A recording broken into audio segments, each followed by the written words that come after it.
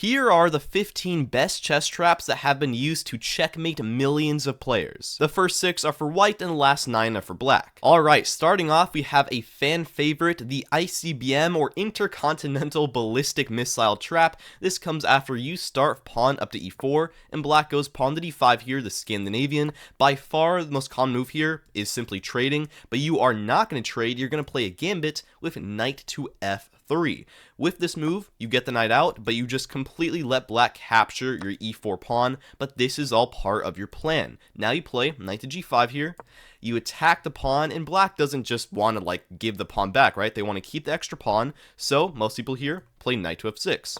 Defend the pawn, and here you're going to play a very smart move, d3. Now, this doesn't look like anything too special, but with this move, you're attacking the pawn again, so basically everybody here decides to trade so they can keep the extra pawn, they capture, and you now take back with the bishop. And black here must be extremely careful. The most common move is a very simple h6. Which just makes sense. Black is just trying to kick the knight out. It's a very logical move, but this is a completely losing blunder because all your pieces are now in the perfect position for the insane knight takes on f7. Just a beautiful sacrifice. With this move, you fork their queen and rook, so their only move they can play here is capturing back for the king, but now you play bishop to g6 check, and a just beautiful double piece sacrifice. You attack the king and you reveal this attack on their queen, which is undefended. The queen is completely hanging, and the king cannot run back to defend the queen because the bishop covers all of the squares here. So they are basically forced to capture the bishop. You now capture the queen, and you are just up material here, and you should be able to win the game, but chess player, be wary. Do not play this trap yet, because black actually has a counter trap here. If they play the move pawn to e5, be very careful. This bishop looks like a free bishop, and a lot of people here will just go ahead and take that, because nothing's defending it, right? But this blunders all of your advantage, because bishop b4 check, and this reveals an attack on your queen. The rook attacks your queen, but you are also getting checked simultaneously. So after you block the check of their bishop, they take your queen, you take back, or you take their bishop, and at this point, the position is basically even. Engine gives black here actually a little better. So how to avoid this? Back here, after they play e5, don't get greedy and take the bishop, just back the queen up, likely to d3 to also give a check, and from here, castle, you're up material, and you should be able to win this game. Next up, I have the Halosar Trap, and this is a 9-move checkmate that is just absolutely insane. There is a queen sacrifice here. First, you start with pawn to e4 once again. Black responds pawn to d5. We get another Scandinavian, but here we play d4. This is the Black Mardimer Gambit, and once again, you sacrifice the e4 pawn, but here it is slightly different. Now, this pawn's hanging, just go ahead, move your knight out, and attack that pawn. Once again here, black doesn't just want to lose their one pawn advantage for no reason, so they're going to play knight to f6 here, and just defend the pawn. And now you play the typical kind of gambit move, which is f3.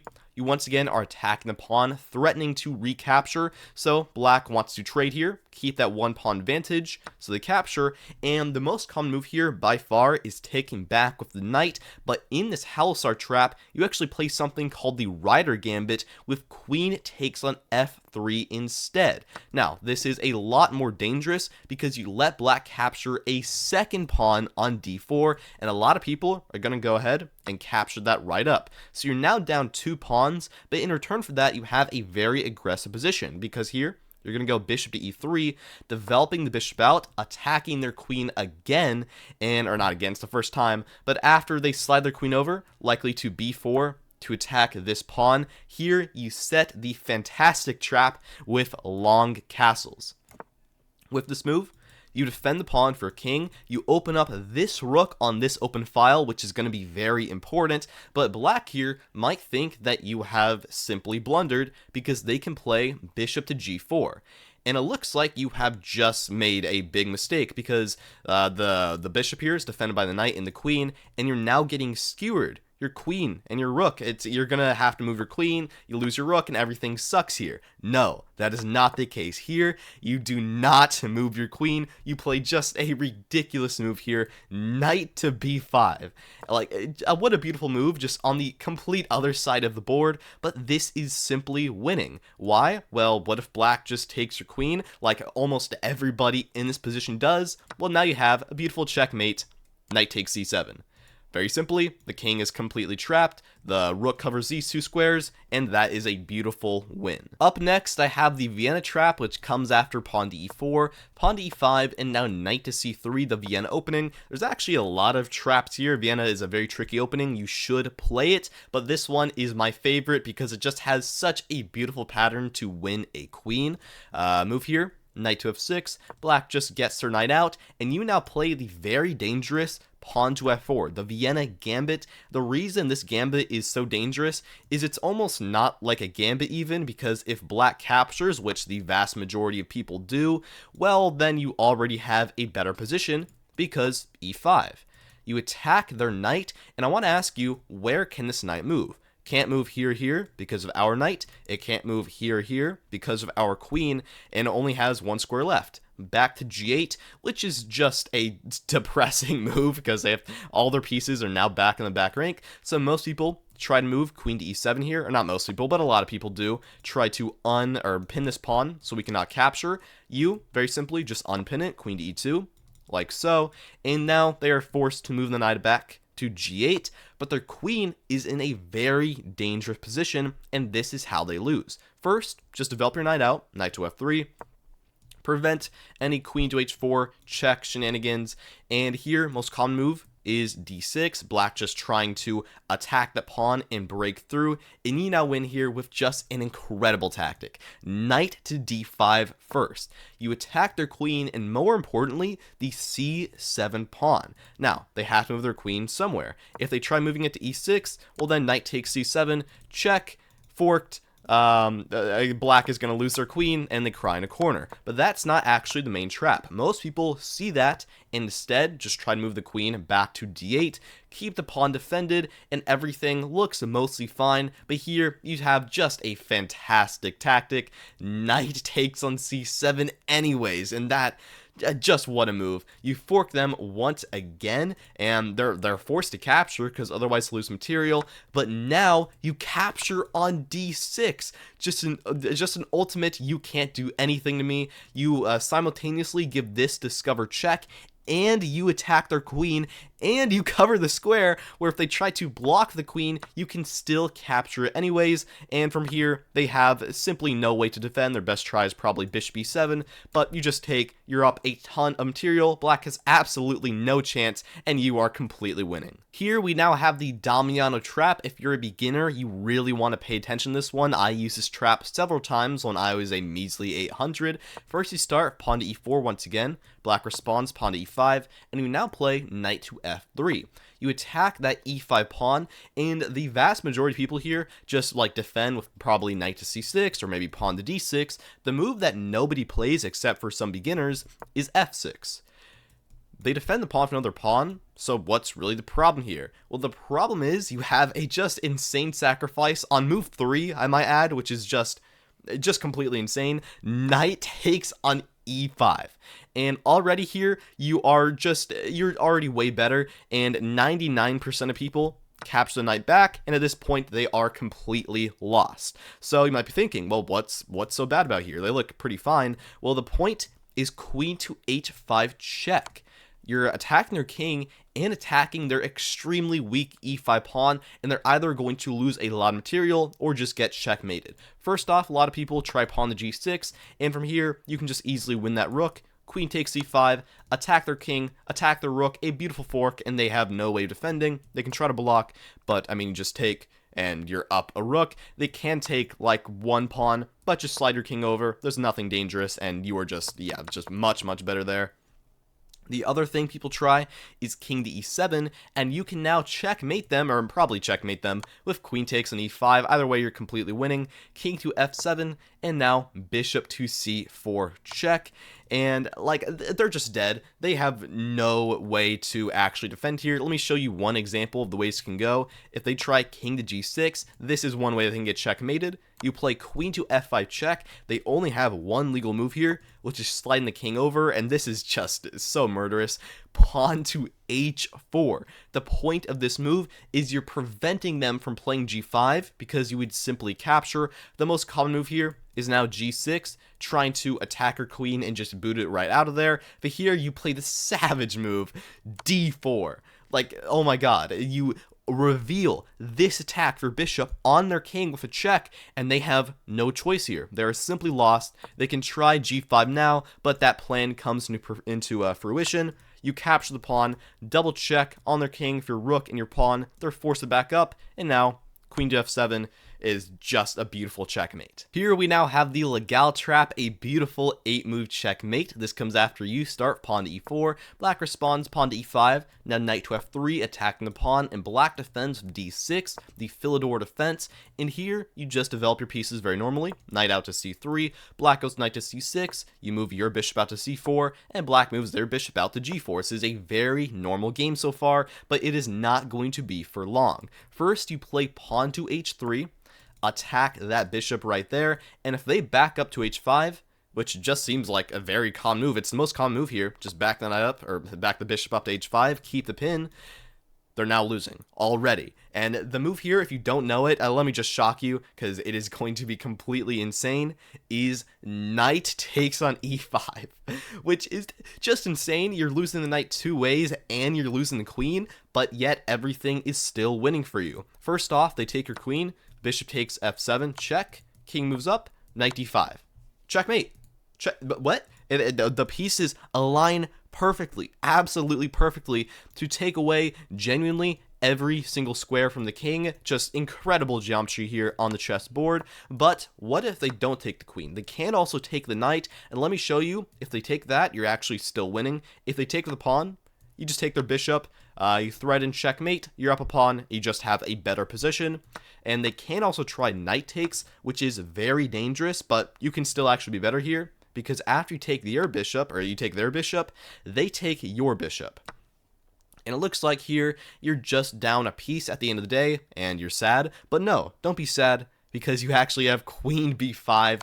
Moving across the board, you get this fork right here, attacking their king, attacking their knight, and after they block, you just take, and you're up a pawn. You're not, like, completely destroying them, but any trap where, even if you don't get it, you are still better, is a fantastic trap. And lastly, for the white pieces, I have the Leonhardt Trap. This one really flies under the radar, but it is going to be one of the most insane tactics you have seen in a long time. Here, you start pawn to e4, and black goes pawn to d5, and once again, get a Scandinavian, and this time, you're actually going to trade. You take, black will take back the queen, and you now play knight to c3, very standard. You attack their queen with your knight, they slide over to a5, which is the main line, and here you actually play a very tricky gambit with pawn to b4. With this move, you attack their queen, basically everybody here is going to accept it, and you now play knight to b5.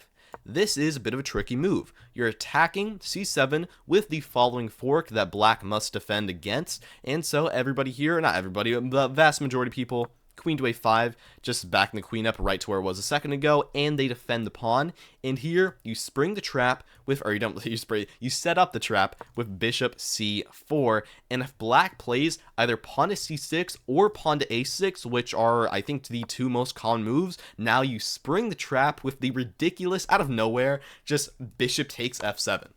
It looks like this is a move of 500 play, because I don't know what else to do. If you're a 500, I'm sorry that I insulted you, but it looks like, that's what I mean, it looks completely random, and yet it is winning. Black captures back, and you now have queen to h5, and the idea here is you're attacking their king, and you set up this against their queen, and so, if they just play a normal move, like pawn to g6, knight here, knight d6, check, you attack their king, and you reveal this attack against their queen, and they have no choice here but to capture. You take their queen, and you're simply a material. You are basically winning. They do have two other lines, which are arguably even worse. They can try running to e6 here, but then knight check, and we get basically the exact same situation. But their worst choice is if they try to go king to f6. this is a little more dangerous, because now we don't have any check with our knight, but we do have a check with our bishop. And that is probably why pawn to b4 is so important, all those moves ago, because now we play this. They have no choice but to play pawn to e5 here, and you're winning in, like, so many different ways. I'll show one way. You capture with your bishop, king must drop back, and now knight to c7. That rook in the corner is just dead, and you're also threatening queen d8 checkmate as well. Everything in their position is exploding. They are completely lost. Top engine move is to just sacrifice their queen, and yeah, you can see how this is just complete death for them. Alright, first one for the black pieces, I have the Stafford Gambit Trap, just a beautiful 8-move checkmate with a queen sacrifice. Comes after white goes pawn to e4, you play pawn to e5 now, knight to f3, attacking your pawn, but you don't defend, you play knight to f6, the Russian defense. White here now captures, and you play Stafford Gambit, knight c6. We get this trade, and at the end of the day, you're down a pawn, but you do have a strong knight out, and a lot of potential sacrifices. We'll see one right now. White goes pawn to d3, just defending that pawn. You move your bishop out to c5, and the killer move here is bishop g5. And this just completely loses the game to them, and you have just the incredible and out-of-nowhere sacrifice. It looks like you're pinned, but you don't care. Knight takes e4. Just beautiful. If white takes your queen, you've checkmate. Bishop takes f2.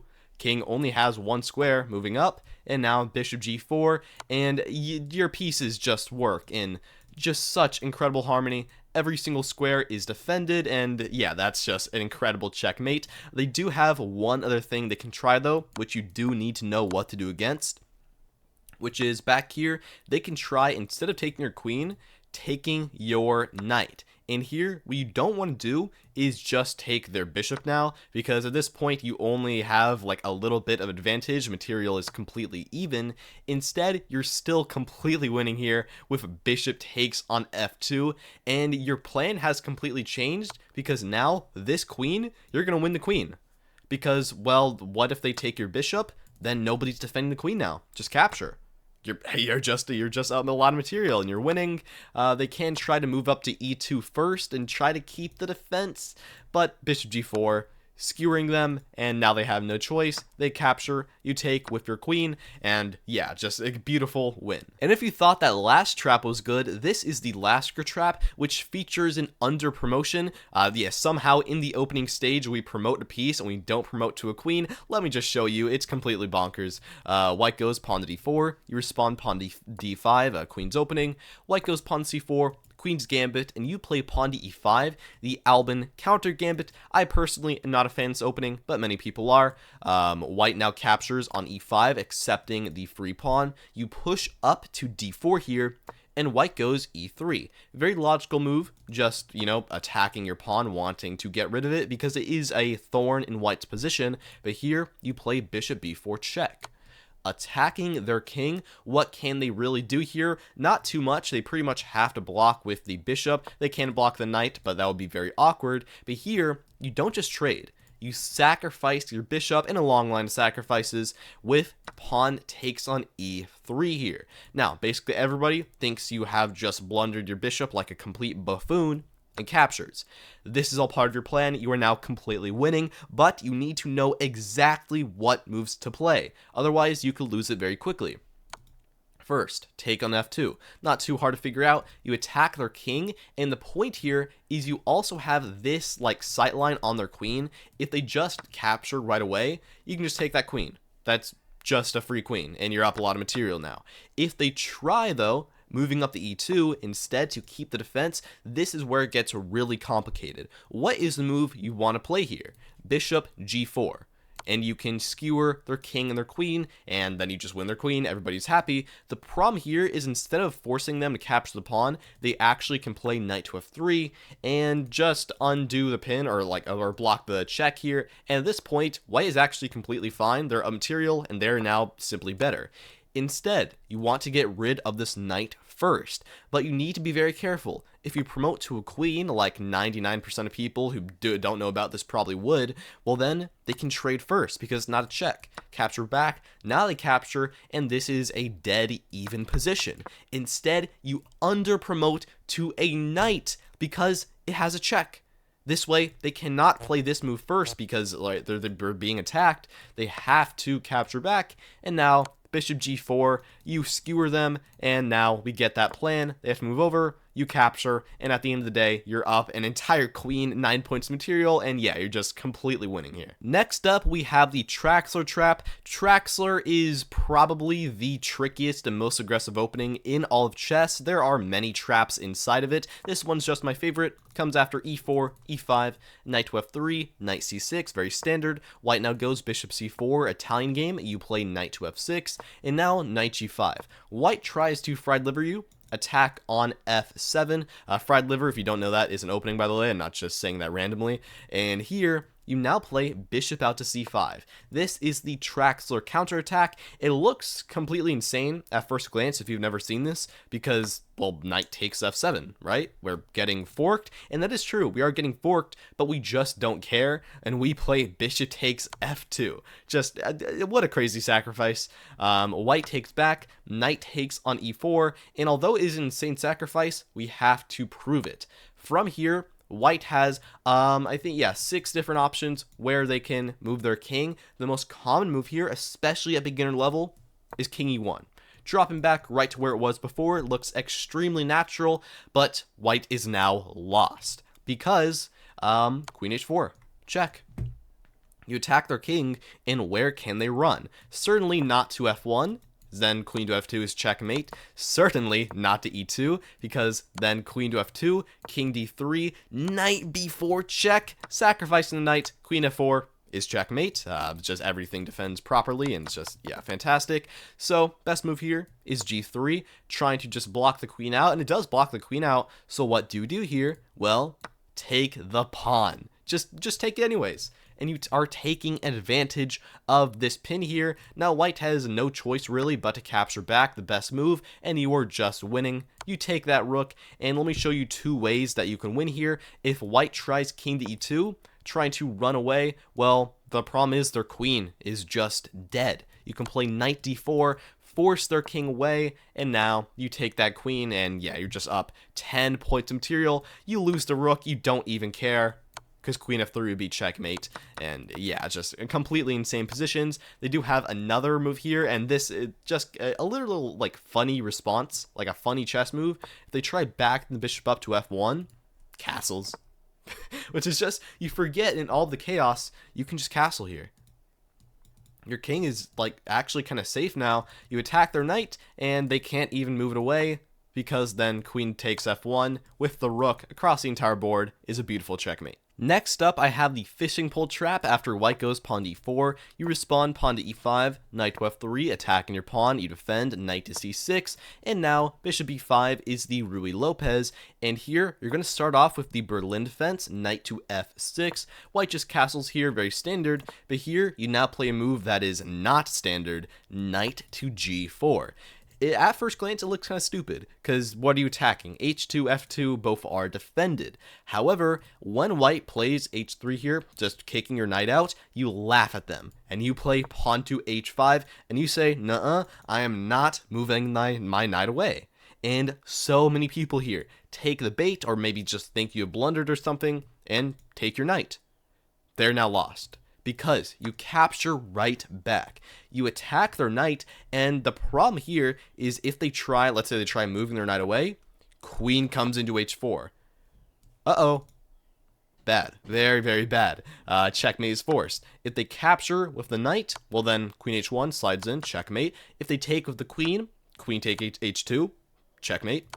And if they try f4 here or f3 and they try to like run their king away, don't capture just yet. I mean, like, the evaluations might say like you're still winning here completely, but you can actually force checkmate by playing G3, which is, oh my god, like what a killer move here.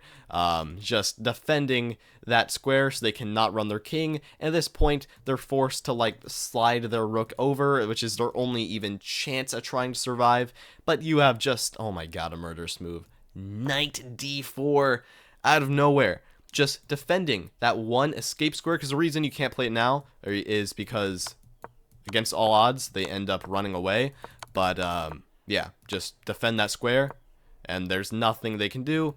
You're just simply going to capture. King moves over, queen h1, checkmate.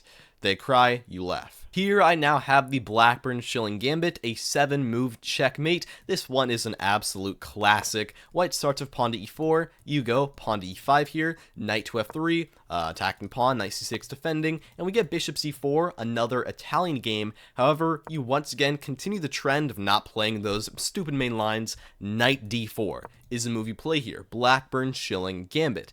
And what you're doing here is you're letting white take the e5 pawn. And now they're attacking f7. It looks like you have to defend, but say with me, you are not going to defend. Instead, you're going to play just, what a move, queen g5, which looks completely like, it looks like you're schizophrenic. It looks like, well, like, what are you doing? You're attacking their knight. You're letting them take the pawn. Now you're getting forked once again. It looks like you're lost, but you are winning because queen takes g2. You attack that rook in the corner. Where can they move it? Well, they only have one square to be safe. Rook over to f1. But you now take on e4.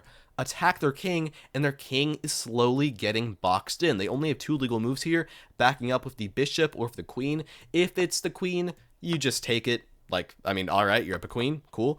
If they try blocking the bishop, though, it looks better, but it's even worse because their king is completely trapped now. Knight f3. Smothered checkmate. Oh my god, this is incredible. They can't take the bishop because your queen pins, and yeah, their king is completely trapped. That's beautiful. Next up, I have the Fritz Trap, which many people call the improved Blackburne-Shilling Gambit Trap, which you can decide that for yourself. White goes pawn to e4, you respond pawn to e5. We get the same opening, knight f3, knight c6, bishop c4 Italian game, but here we don't play knight to d4 right away. We delay it for a couple moves. First, you go knight to f6, and white tries knight g5. They're trying to fried liver us. This can get annoying, but what you want to play here is first pawn to d5, attacking their bishop and their pawn. White takes back, but here, instead of capturing back like in the fried liver or going knight to a5, which is the main line, you play the Fritz variation, knight d4. Not a lot of people know this, and white here probably thinks you have blundered because they want to play knight takes f7, right, and get that fork. They can't because the bishop is blocked out from defending, so the very logical move is d6. Just open up that bishop, and now this is once again a threat, but what you're going to do, you're going to make them think you don't see it. You're going to play queen takes d6, let them get that fork, and it looks like, oh no, I made such a mistake, and you move your queen over to c6, and now they take your rook. It looks like everything's fallen down, everything sucks, but here, queen takes g2. Across the board, attacking the rook, and oh my god, same pattern. Rook moves over. This check, once again, it's the exact same pattern. If they block the queen, you just capture, you have material, ha ha ha, you laugh at them, you win.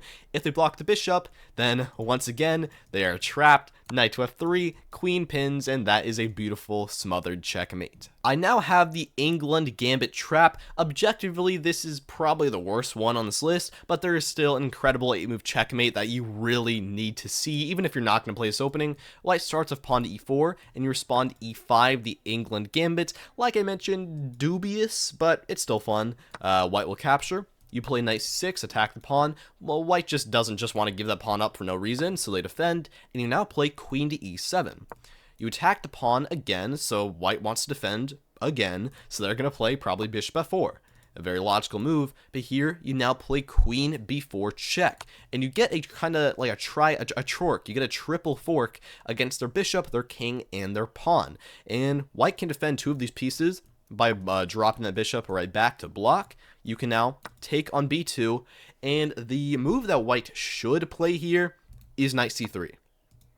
And with this move, the rook is now defended. That's white's problem in this position. The rook is hanging. Knight c3 is what white should play to defend like so, but a lot of people, especially beginners, bishop c3. It looks so nice. It looks so natural. Just the knight defends the bishop, the bishop defends the rook. Everything's beautiful in harmony. But you smash their world open, bishop b4, pinning them.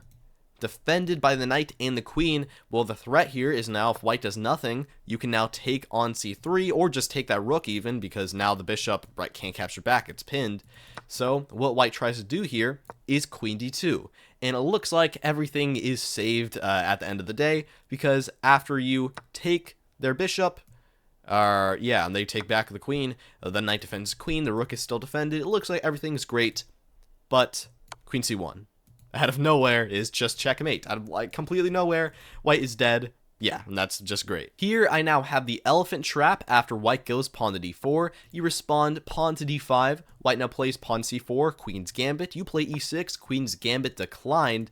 Now we get a pretty standard opening here. Knight c3, attacking pawn, knight f6 defending, bishop g5 here, pinning your knight to your queen, knight b to d7, defending the knight with another knight. But it looks like you've made a mistake. A lot of people think you made a mistake here because your queen no longer sees the d5 pawn. So after they capture, you take back, and knight takes. It looks like white has just won a pawn here, because you can't take back, right? Because the knight is pinned and nothing else is defending, but you don't care. You take anyways. Oh my god, just what a great move here. Just, you're up a piece now. It looks like, oh, well, you just lost your queen. What are you, an idiot? But no, bishop b4, check. And oh my god, for all of white's pieces, their queen, d2, is their only legal move in the position. It's a forced move. And here, you take that queen, king takes back, and now you take the bishop. You delayed for a couple moves, and at the end of the day, you're up a piece. Admittedly, it's not like a completely crushing victory, but you are winning here. Play well, and you will win 100% of the time. And I saved a very good one for last. This is the Noah's Ark Trap. This comes after white goes pawn d4, you respond pawn to e5, and for a while, we actually get a pretty standard opening. White goes knight to f3, attacking your pawn, and knight c6, defending, bishop e5, Rui Lopez, you now play pawn to a6, attacking their bishop, mainline thing. Bishop backs up, doesn't trade quite yet, keeping that pressure. You now play d6 here, modern stance defense, reinforcing your center, and white now tries to break open in the center. You play pawn to d4, and this is where they can fall into the trap. First, you go pawn to b5, attack the bishop, it backs up to b3, and what you want to notice is the bishop here is actually not, they don't have that many squares. You can now play knight takes d4, knight takes back, pawn takes back, and the move here, it looks so natural. It looks like, why wouldn't you play this? Queen takes back on d4 once again. Material is now equal, and yet this was a losing move. You're now winning pawn to c5. And what's the idea here? Well, you're attacking their queen. Let's say they just back up, c4. Uh-oh, the bishop trapped. Nowhere to go. You're going to win the bishop, and you're just going to be up material. They do have a tricky line that you do need to know, though. Queen d4. Or, sorry, not queen. Queen d5. Attacks your rook. Counterattacks your rook, so you can't play this now. Well, you just lose your rook, all right? That's bad. But you're still winning here because bishop e6. You attack their queen and defend your rook simultaneously, and now they have no hope. They can give one puny check, but bishop d7 just backing up. The rook is still defended. Queen must move again. Checkmate is threatened, but it doesn't matter. c4. The bishop's trapped, and yeah, you're gonna win. Alright, well, thank you for watching. Like and subscribe for more. Have a great day, and I will see you next time.